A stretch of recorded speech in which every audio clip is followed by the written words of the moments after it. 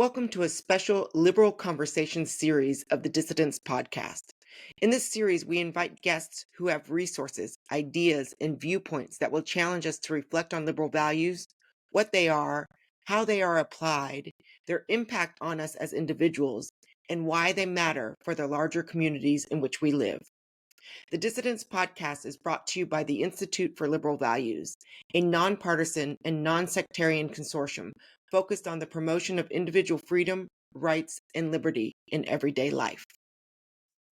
Hello, and today we welcome Channy Laux, and for this liberal conversation series. When the Khmer Rouge seized Cambodia in 1975, Channy was just 13. She endured starvation, forced labor, and disease for 4 years before she arrived in Lincoln, Nebraska as a Cambodian refugee. Despite speaking no English and having not attended school for 4 years, she graduated from high school and then college. She went on to earn a master's in science in applied mathematics. She spent 30 years working as an engineer and is the founder of Angkor Cambodian Food. She works with schools and other organizations like the Victims of Communism Memorial Foundation, which has introduced her to us, to promote awareness of Cambodian genocide. So welcome, Channy. Thank you so much for making time to talk to us. We were chatting before we started recording, and we definitely want to hear your story, and we also want to hear your perspectives on the socio-political climate today. Yeah. Well, thank you, Elizabeth. I'm glad to be here. Well, let's just allow me to go straight into political climate today. When I arrived to United States, I have no ideas. The only thing I knew is that I'm away from an government that, killings and torturing their own people for the ideas of if you don't believe the same way they do, basically. And I believe in Marxism. So I'm happy to be here, but I didn't know what to expect. Well, once I got here, I got to learn about the American values. And I remember one time during I forgot the year, but you can remember, there was David Duke running for the president. And he was, a former KKK, and I was just like, it was fear, all this, how could that be, And I was like 16 years old when I came here, 17, 16 years old. My brother been here before, 3 years before I did, and I was talking to him, how can that be, the United States with all this amazing backgrounds and history, how can we allow people like David Duke to run for president?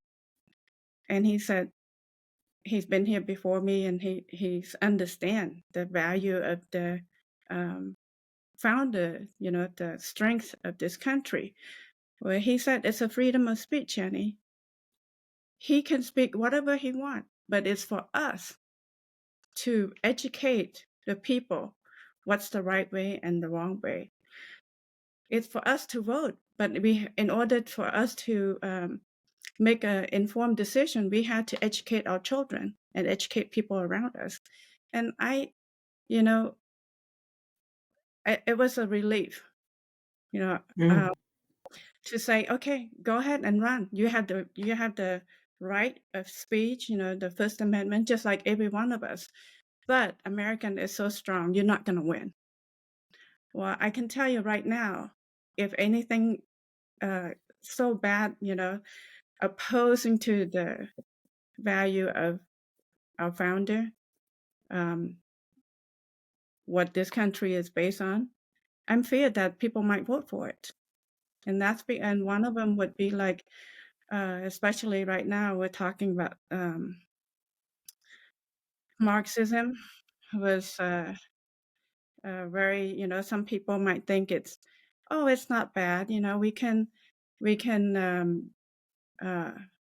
do it better after what happened in Cambodia, and after, we see all the many mistakes. We can have a little bit of perturbation, and then we're going to make a better society. But to me, it's like, that's what I heard when I was even at a young age in Cambodia. My grandfather was a refugee to Cambodia. He escaped communist China and lived, growing up. I hear story about what happened to his family, what happened to his home. He had to escape, to Cambodia and start all over again. And when, at the end of the civil war between the Khmer Rouge and the government in power, my dad had an option to escape the country. We actually moved closer to the border so that we can escape. But he hesitated because he thought that, whatever happened in China, it won't happen in Cambodia, because China was in the worst situation. A lot of people starving. It's almost like necessity, even though his father gone through it, right? He didn't think that things like that could happen in Cambodia, because Cambodia is a self-sufficient country.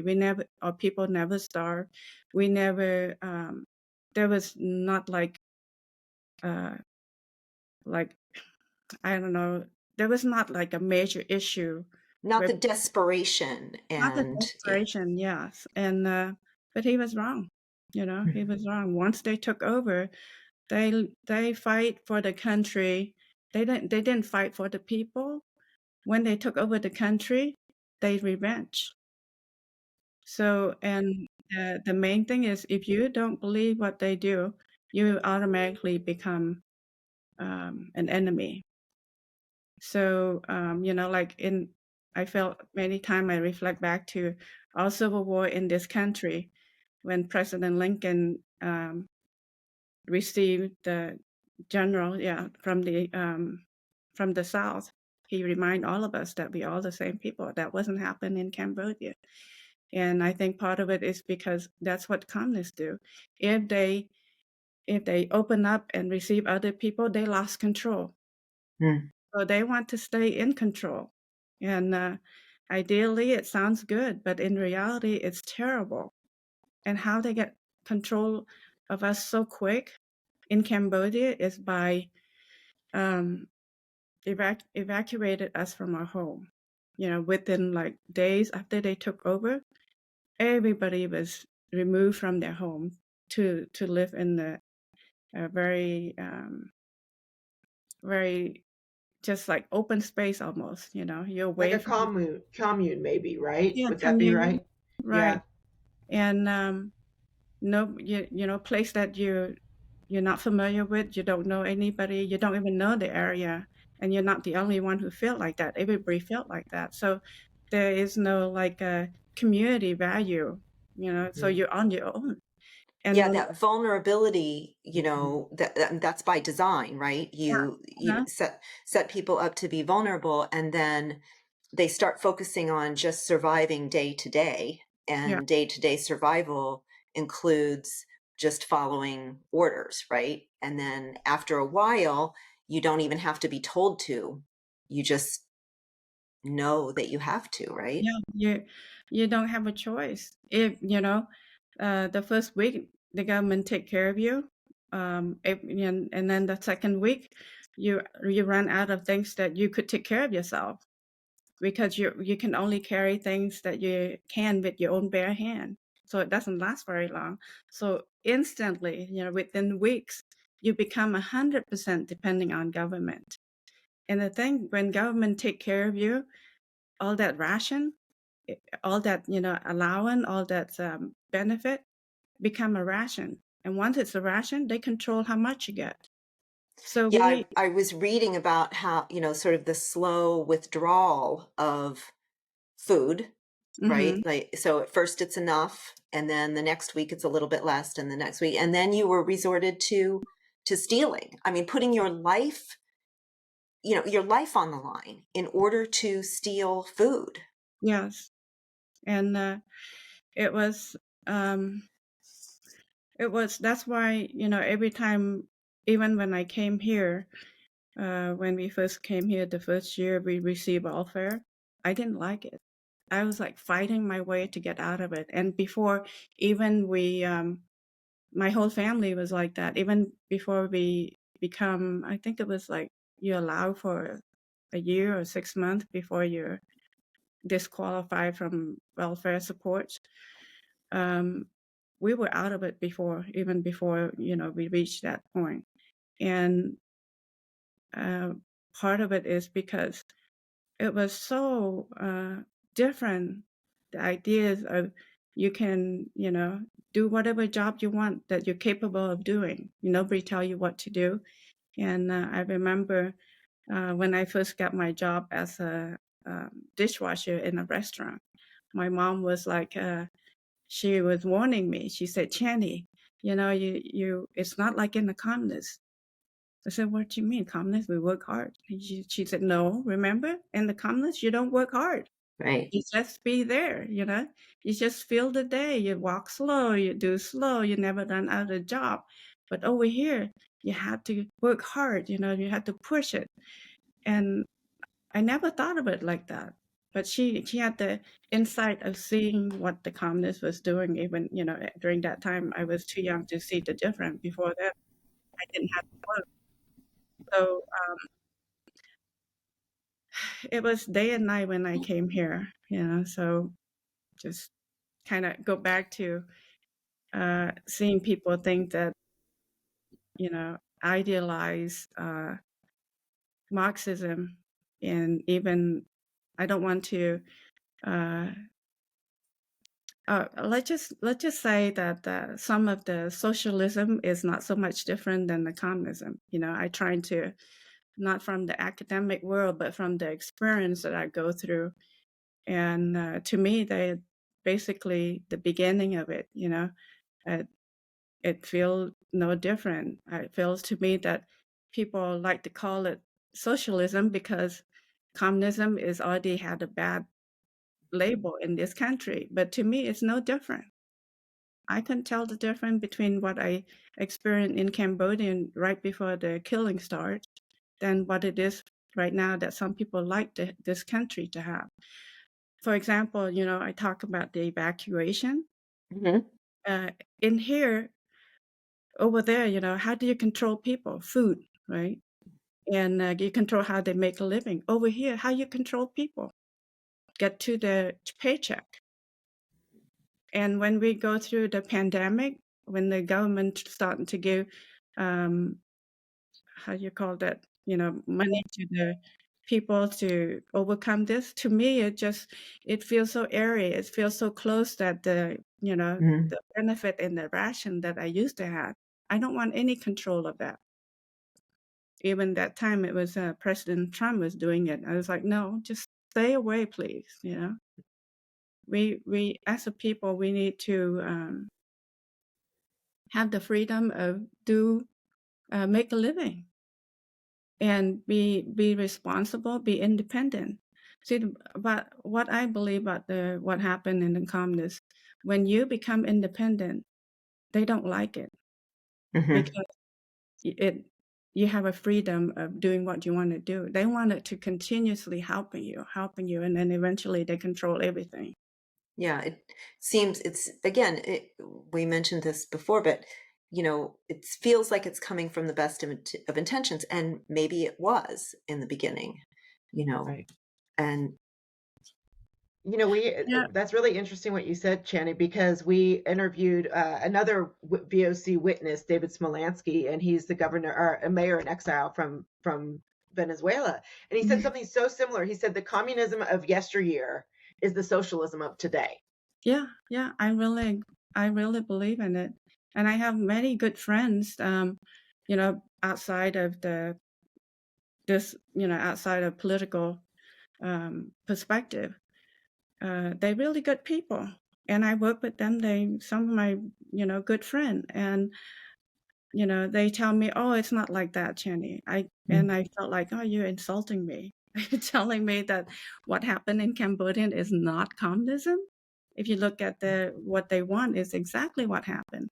created chaos and, break down the family value, and then eventually um, trying to replace culture that's been around for centuries. And to me, I'm trying to do my best, anything I can, to reinforce the value of this country and to continue um, to fight so that the future generation benefit what I have benefit when I came to this country. When we lose that the the value of what this country provides us, we don't know what's going to replace it. Mm-hmm. So I thought it was so important to teach our children to be proud of what they have, to be proud of the family that they come from, and to be proud of the country that they are in. We're not perfect, nobody's perfect, but to say that we are terrible, it's not good for our kid either. How would they feel? You don't, as a parent, right? You don't go and tell your children that this is bad. You teach them right and wrong, but you don't say that you come from a bad family. Where do they go from there? We need to protect children, and we need to reinforce the value of this country, and that's why. So that they will hear about it enough to fight for it, right? And to defend what the rights that we have. Mm-hmm. If we're told that that we're no good, or that it's not worth it, then what's the point of defending or Mm-hmm. voting, as you say? Yeah. Voting, right. what's the point? I want to pick up on something you said. You said curated chaos. And I'm just wondering, can you sort of describe curated chaos, maybe in the past or currently, or that term struck So me.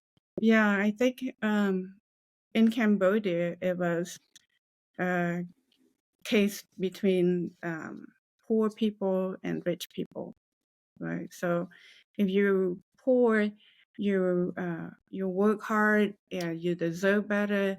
All these rich people, they should be put in jail. They have no good heart. They don't have they abuse people, taking advantage of people. In the case of my father, because like I said, my grandfather went to Cambodia without any all over. And because of that, my father never gone to school. Back in then, you're poor, you can't go to school. But Cambodian was like American right now, before. But if you work hard, you're able to succeed. And that's what happened to my father.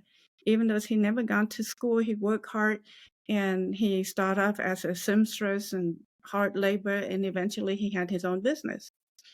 But when the communists took over, he was a pig because he owned his own business. The fact that he had people working for him, they didn't care how he started. He must be rich, so therefore he's evil. He take advantage of people. So they created this situation where rich against poor. And I felt like in our country right now, we created this situation where out of nowhere, about racism, right? White against black, or white now against colored people, brown people. I'm offended by that. I like to be known as Channy, not brown skin. And I think it's only this chaos created us to reflect and see our member community as others, instead of focusing on value that we have in common. And then you start to looking for trouble. My father always said, if you're looking for a problem, you'll find it, because nobody's perfect. So and I think that's what happened. To me, it's like creating chaos, right? Maybe back then in Cambodia, it's about rich and poor, but over here it's about black and white, or white and brown. And it shouldn't be like that. And You go ahead, Channy. Sorry, I interrupted. no, that's what I mean by creating chaos. And I think if you look at others' culture, it might be, different reason. But the bottom line is breaking up this family structure, this community structure. So we need to change. We need to change the whole thing. So. Well, I'm glad that's where you went, because that's where I was going to go. Another thing that you said that I picked up on is this idea of family values and breaking that down, and that breakdown being one of the ways of controlling the society. Can you talk a little bit more from your experience of what that looked like in Cambodia at the time, how they separated families, how they broke down families, your own personal experience, and if you see similar trends today? So what happened during the communists, when we no longer able to take care of ourselves, and the government gave us ration, and they keep reducing the ration to basically like 1 tablespoon of rice per person per day. Now we live in like tropical country. You could, like go to the village, go to the back of the hut, maybe pick some vegetation and cook with it. There's resources out there, but you're not allowed to because you have to work. And if they catch you doing that, you get in trouble. The other thing they control us was didn't give us any salt, no salt at all, and it was purely control. But once we experienced that, whoever survived it, the next thing they did was they took the children away from the parents to like a camp. Their reason for that was to tell us that, and as soon as I show up in the camp, they told us that we are the future of the country. We are the future leader, and we are going to make our country, Cambodia strong, not like before social capitalism that take advantage of poor. But we have to remember now, even though we have parents back, in the village, now the people who really care about us is the government, because now government is the one that provider. Government gave you more food than you would have with your family. Your parents, they call our parents leftover, have a lot of bad influence from the former regime. So we should, consider correct them if they do something not according to the new rule, the new government. And I felt like over here where I see, over here when my kid was going to college, they told me that they had, she told me that she had 1 credit free and that she didn't have to pay. And I said, what is that credit? What do you do to get that credit? She told me that she had to meet in her dorm room to talk about social awareness and to be a good citizen. And you just, participate into a meeting like once a week, twice a week. And you should have seen me get so furious. I yelled at them. I said, I escaped Cambodia to come here to have that freedom. Nobody tell me to go to the meeting. Do things that, that's what your parents supposed to do for you.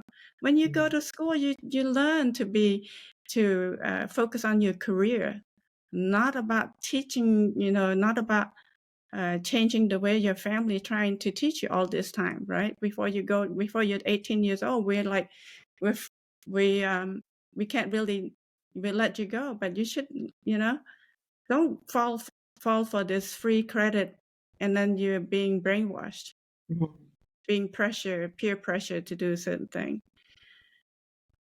And what did she think of that? well, she thought that she didn't like some of the jokes. She went to school. She was calling us like we're being insensitive, and I thought, those are joke. They make joke about, they have Polish joke, Cambodian joke. Those are just joke. I'm not like that. You know that. I talk about friends that we have. Why would I be like that? And they start to feel like I felt like this is my personal family, right? So my own kid trying to understand me, where all this time they didn't understand me, and but I think this is what I mean by they get to our kid, and we need to, even though I felt like sometimes I work so hard so I can give them the freedom of choice of what they want to study. But at the same time, just like many parents, we give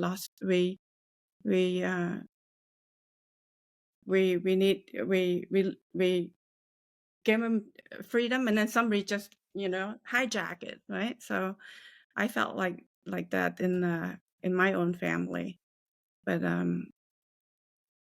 but when I started to decide that I'm going to share my story and maybe offended some people, I did check with them. I said, hey, this could mean you don't feel safe, and I just want to speak the truth. I wanted to tell what happened so that people really understand. What may sounds very good is not true. Maybe the old American saying, it's too good to be true. Maybe that could be the case. I think that whenever I get a chance, when I talk to students, either public school or university, that we need to be able to exercise our First Amendment, freedom of speech, and allow people to do the same. And then that's where we can learn from each other. Place like a communist country, that is not possible. I want to reinforce how important it is. While we still have it, we should exercise it.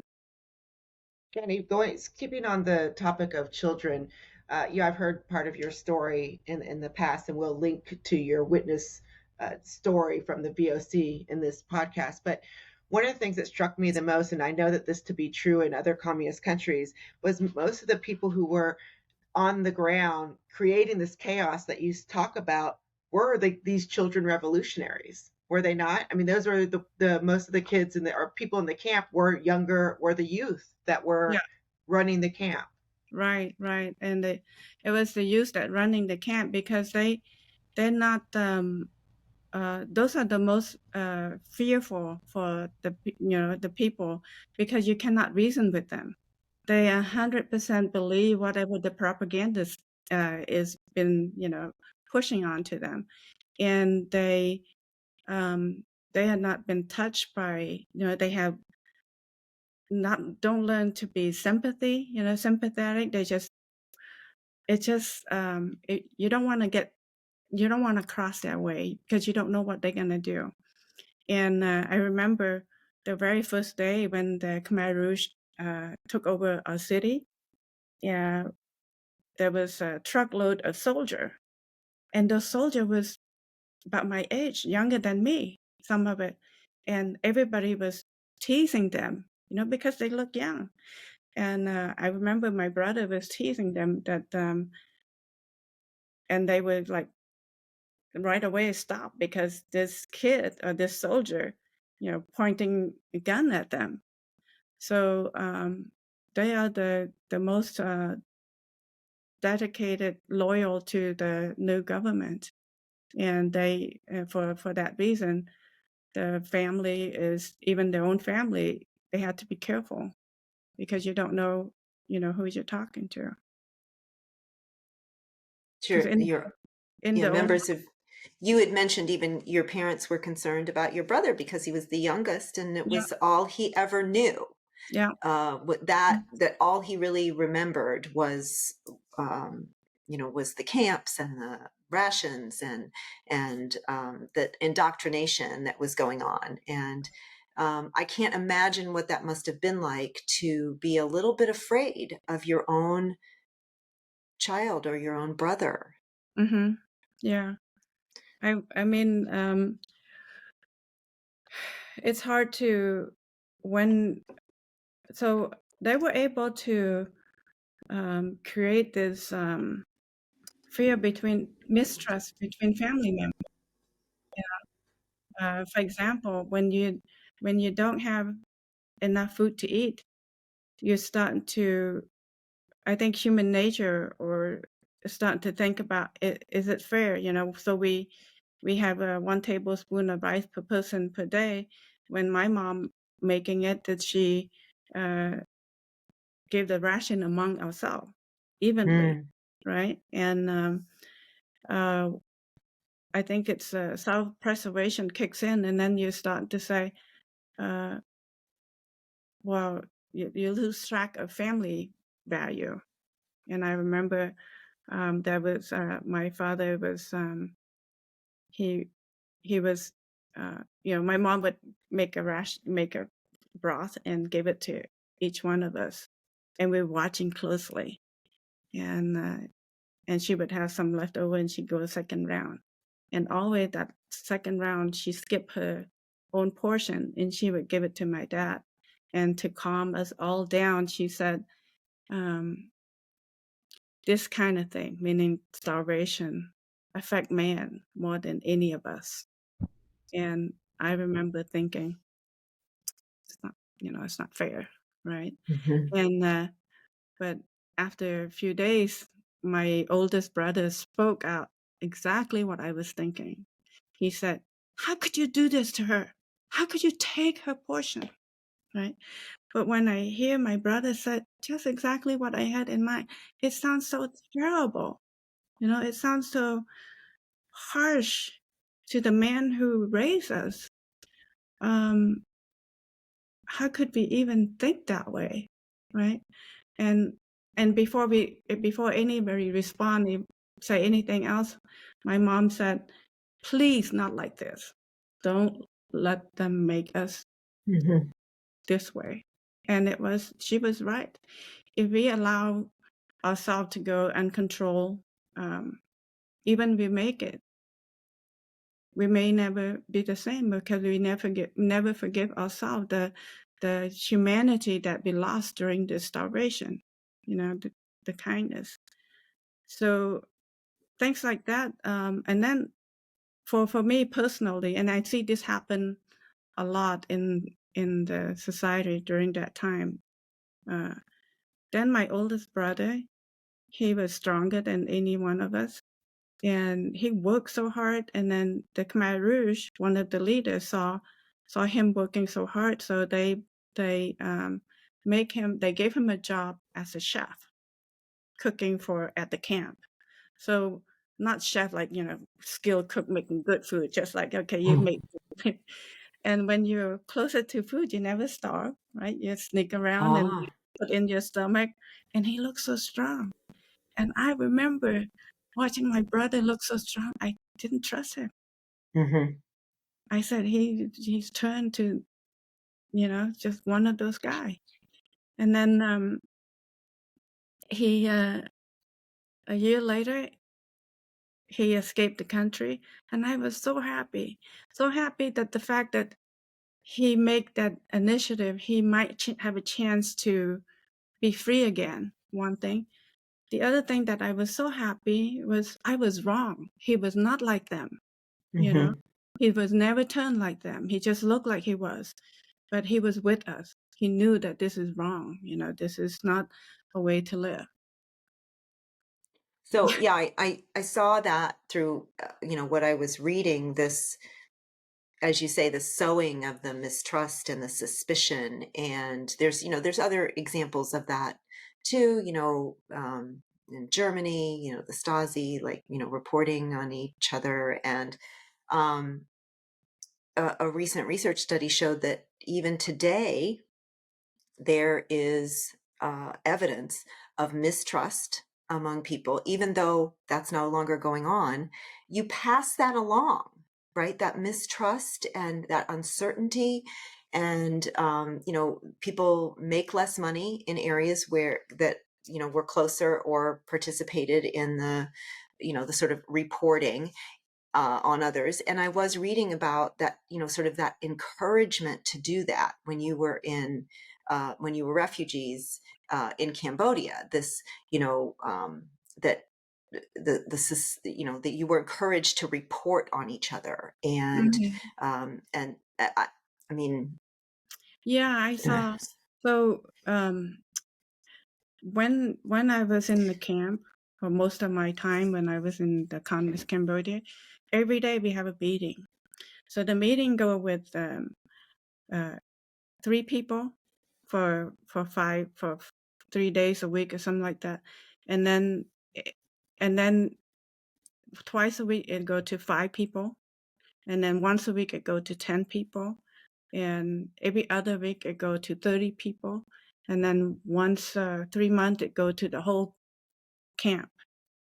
And every meeting we always said, I appreciate the government for offering for taking care of us and all the good things that the communist government did for us, and everybody said the same thing. And then we one of our tasks in that meeting was to say, what did we do wrong that we wish to do better, to follow this new rule of being fair, being report other people. So once in a while somebody would walk by to make sure we carried the meeting the way we were told to do. And I'm not talking about in the office, sit down with chair. This is raining and our feet is in the mud, and we're sitting out there, huddle with a group of 3 or 5 girls and speak out loud. And then the leader would walk by us to make sure we say what they want us to say. And in that meeting, you will have a good preferential if you correct somebody. Mm. Yes, and then if you correct it 3 times, you're not changing, they will correct you at the 10 people meeting. Let's go on, and then after a while, you will be taken to be re-educated, and then you never come back to be in the Mm. team again. So you're right in terms of reporting was one of the things, censoring yourself and other community members censoring you, and at night we don't know who's going to walk by our hut, so we don't you don't trust anybody. I was thinking when I was reading that, and even more so when I hear you talk about some of the, far less serious, but still a scary road to go down, these bias reporting systems that they have especially in colleges, but people reporting on one another if they feel uncomfortable in a classroom, if they feel they were, there was some racism or sexism or other kind of ism. And there's these, private reporting systems that go up the chain of command, and then people get reprimanded. The people get you have to sign up for training if they've been reported. Mm-hmm. And it's bad enough when you just think about, how maybe other students in your classroom, whether you're a student or a professor, might be, like watching and telling on you soon. But to think about the way that was used to control, in your personal experience, it really does bring out the seriousness of those kinds of things, these kinds of open apologies for who you are, Mm-hmm. and and how that can, again, just make people afraid of one another at Mm-hmm. times when we've never needed each other more, in Yeah. your case especially. Mhm. Yeah. So I think it's kind of the same thing of um I feel like that's nothing more than control. This is the rule, and you have to do it this way. I think in general, even without that rule, people know, the right. We grow up, we learn about right and wrong, And if you don't do it, the society will correct itself. I really think so. I believe in it. And to oppress people and to alienate them because they say something that may not align with what you're thinking, uh, what who to say that what you're thinking is perfect versus the other person is being wrong. I think the best way is to understanding other perspective, other viewpoint. That's why I thought when I was in high school in this country, we had like a debate team. I didn't understand it, but the more I learn about it, it's like, what happened now? We don't have a debate team anymore, right? So, or at least not that I'm familiar with. Maybe they're still out there. They're around, but I agree that they're fewer and far between. Yeah. So but that's how the communists control us. Here's the way, and you need to make sure people have to do it this way. It doesn't matter what way it is. We need to communicate and educate. If we think we're right, we need to educate people that we think it's wrong, and maybe we're not right. The freedom, the First Amendment allow us to do that. If we are not allowed to express what we're thinking, why bother thinking at all? Right? You can't do anything Hallelujah. about it. Yeah. You just think, and then you're not allowed to share. You're not allowed to learn from other people's perspective. So I think for those people who feel like they have to report this to whatever rules they follow, policy they follow, they need to think about why, confront the person who you think is bad. Why are you doing that way? Or maybe it wasn't even thought that way. It was a little bit insensitive, or maybe, but Or maybe to just a mistake. a mistake, yeah, So, but anyway, that's what I think about it. The less rules given to us, the society is more healthier. We reinforce those rules because we're not evil people. I mean, as American, um, look at the different part of the world. If people have an opportunity, a high school kid had an opportunity to go and study in different part of the world, they will appreciate what American has to offer, and not just complaining about what we have, because if we're so bad, why so many people want to come here? Right. Well, and speaking on that note, Channy, this is so I don't know if you've seen this in some of the education that's being rolled out, some of the new curricula that's being rolled out, but there's a reframing of even people at like Pol Pot. They're Hmm. reframing him not as the genocidal maniac that he was, but as a revolutionary. So giving him this like status of something that to be revered, a revolutionary, resistance versus actually highlighting the actual genocide. I mean, to my knowledge, Pol Pot, I mean, the Cambodian genocide was the biggest genocide the world has ever seen. And it was a third, was it not a third of the Cambodian population? Yes, 2 million. 2 million people were killed in 4 years, and that's like, I did the math, and it's like, I think it's like 1,500 people die every day for 4 years, right? So I think it's if you idolize or revere somebody as evil as Pol Pot or even Hitler, that responsible for killing so many people, then um, where is your baseline, Mm. right?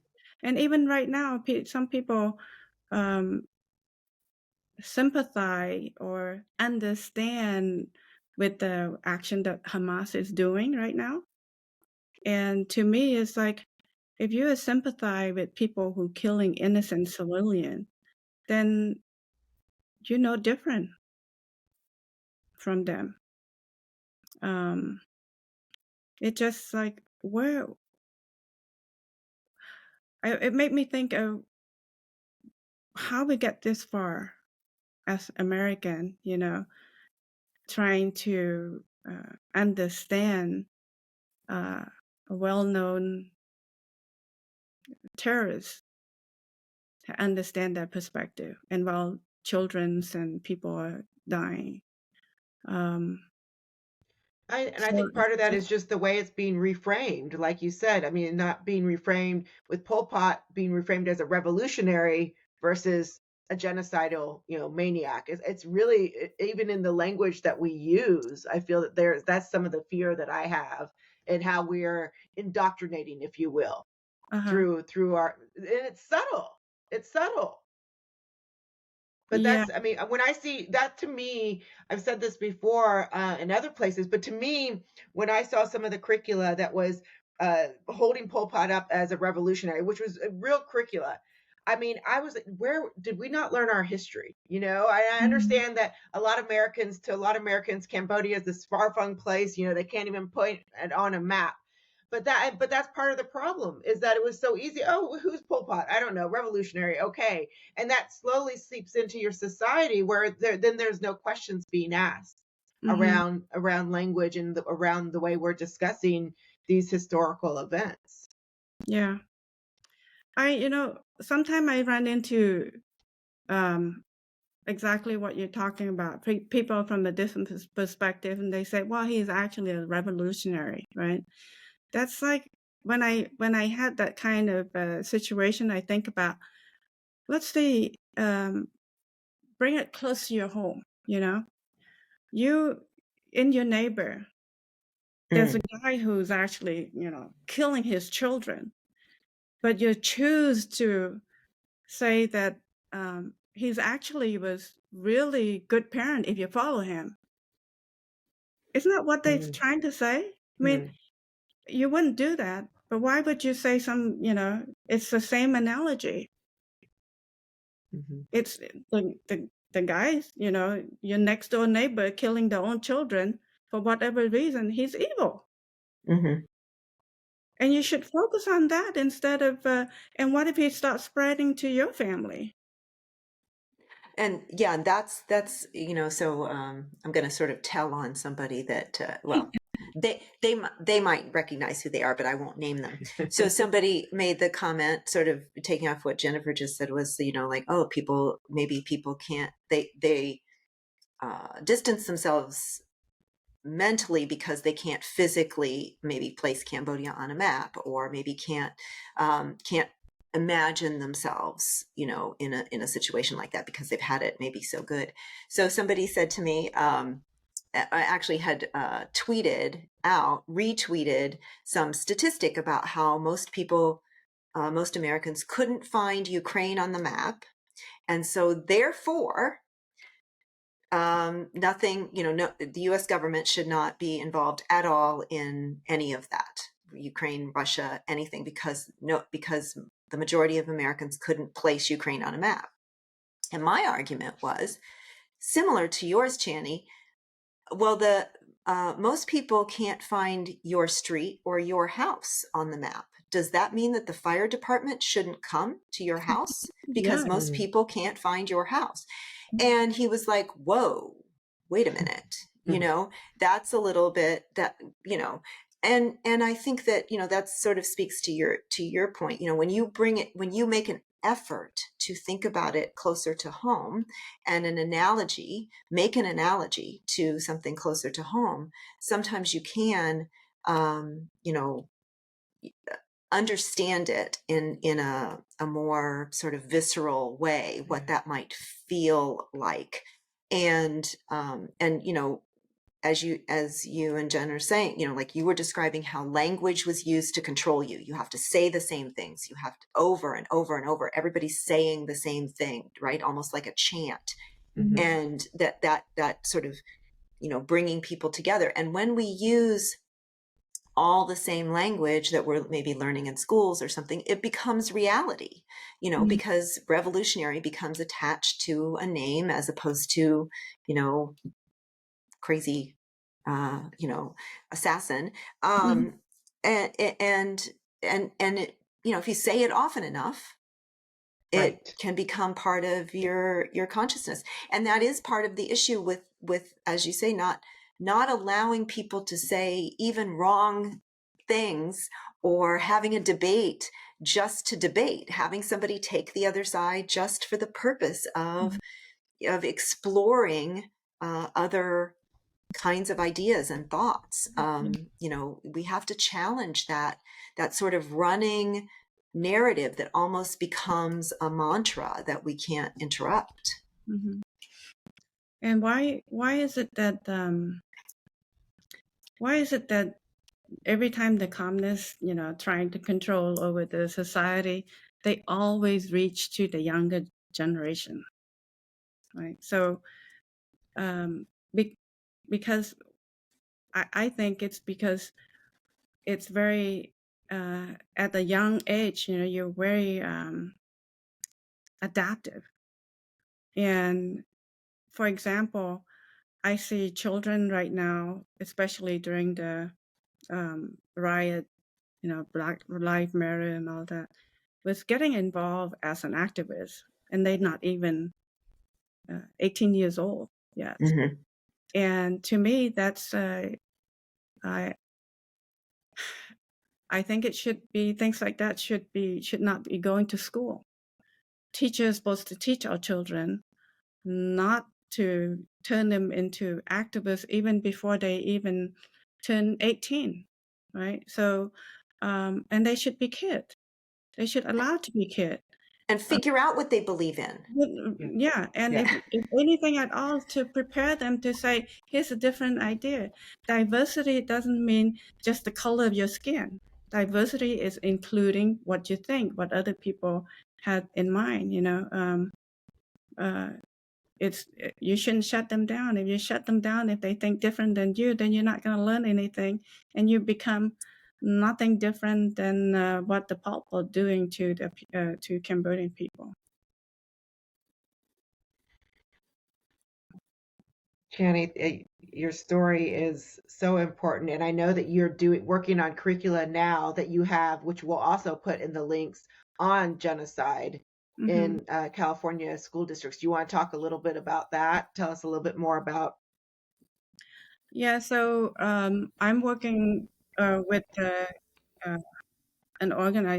group called California Collaborative, and this project is sponsored by the state of California, where we trying to educate our children in public school about different genocide and also Holocaust, the pattern of genocide, how it's even started, and how to stand up and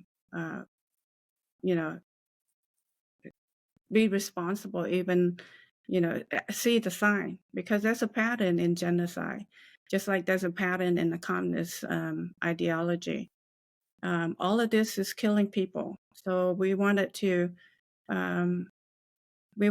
provide resource that will help educator to teach such a kind of difficult subject. People don't even Cambodian, in my case, even some Cambodian people doesn't even want to talk about it anymore. Mm-hmm. Yeah, because they don't want to face it. And I see some people, even some of my family member who had never survived the Khmer Rouge, was telling me that you shouldn't be saying this because you're saying bad thing about Cambodian. I just like, no, I'm not saying bad thing about Cambodian. I am Cambodian, but I'm just telling what happened to the society when we stand back, when we don't fight back, don't stand against it. So part of our program right now is to develop curriculum to middle school, and our next thing is to develop the curriculum also for high school, and it'll talk about different perspective from like how it started, specifically about Cambodian, and there are other genocides that people need to be aware of. And I think, the thing that is unique about hate to say the word unique. Killing is killing, but what I could say about Cambodian genocide, it started because of a group of people, of the same Cambodian people, who cannot stand or does not allow um, other people with different perspective to share their viewpoint. Does not have has no room for it, right? They're not inclusive, and in this case, it's the communists. Cambodian genocide is started by the people who believe in Marxism, and started off like they want to help, everybody in the whole country, but they end up killing, 1/3 of the people in the country in 4 years. Channy, I was saying also for our listeners, you have a book out on your story. You want to tell a little bit about that? Yeah, I during the communist, well, even before then, when I hear a story about what happened to my grandfather, I always wanted to know more. And I remember even, got so frustrated, say, why don't, and I think sometimes my dad would say, "Oh, I'm not sure. I think," because my grandfather passed away, at the at some point, and he would say, "I'm not sure," and I was thinking, oh, you should have just write it down, things like this is important, and I would write it down if I had to go through it. And then every time I overcome obstacle or thing that's so bad during the communist, I didn't think I could survive, but every time I overcame, I told myself that this is gonna go in my book if I ever make it alive. And when I came to this country, uh, it's the book is basically an act on the promise that I made to myself.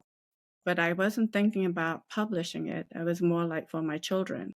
I have 2 children, and but even after 4 years in labor camps, I never read or write. Even in my own language, when I came here, it was really rusty. So I had no hope to even publish a book at that time. Not to mention in English. But one, so it started. I took notes in my language, and then in Khmer language, and then it turned to English language. It's always things that bother me, even when I was doing, working as an engineer in aerospace. Sometime during lunch, I would, it bothered me, and then I would write it down and put it away, so I collected, and not about everything that happened when I write things down. It was about one thing that happened. So, for example, if I said, I write down in my napkin or a post-it note to say, uh, sick house, dead people. And then when I actually write a paragraph about it, it build around it, As a teenager, I was in the hospital that people are dying around me, and they don't come pick up those people until the morning. And sometimes the dead body would be stiff, and as a teenager, some dead people dying next to me.